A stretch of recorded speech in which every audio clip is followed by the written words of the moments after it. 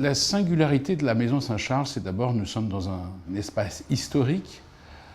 Cette église, ce cloître, ce jardin relativement important en partie arrière. On a voulu respecter un petit peu les éthiques de l'époque, c'est-à-dire c'est un lieu de rencontre, c'est un lieu d'échange, de bien-être humain. Et je crois qu'on a tous besoin de retrouver ces valeurs. On a essayé de les retranscrire sur un nouveau projet avec des idées simples.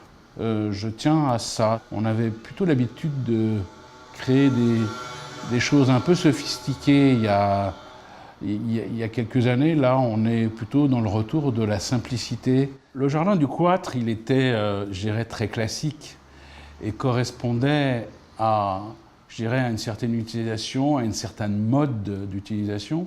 On s'est orienté par je dirais, le fractionnement de ces espaces. On a un lieu de rencontre, et puis un jardin plus central qui, lui, sera plus destiné à la nature, c'est-à-dire un jardin partagé. C'est un excellent lieu naturel en plein Paris pour pouvoir s'exprimer et créer, je dirais, un environnement naturel à la portée de tout le monde.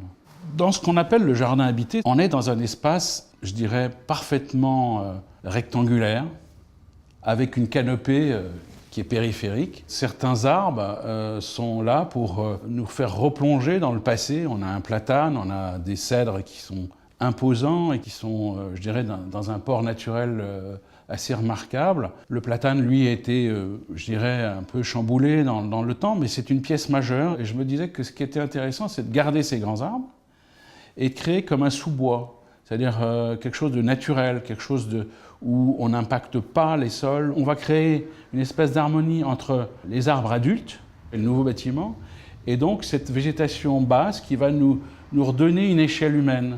On dit rien ne pousse à l'ombre, rien ne pousse dans les sous-bois, c'est pas vrai. C'est justement là où il y a une richesse énorme de végétaux qu'on connaît ou qu'on connaît peu.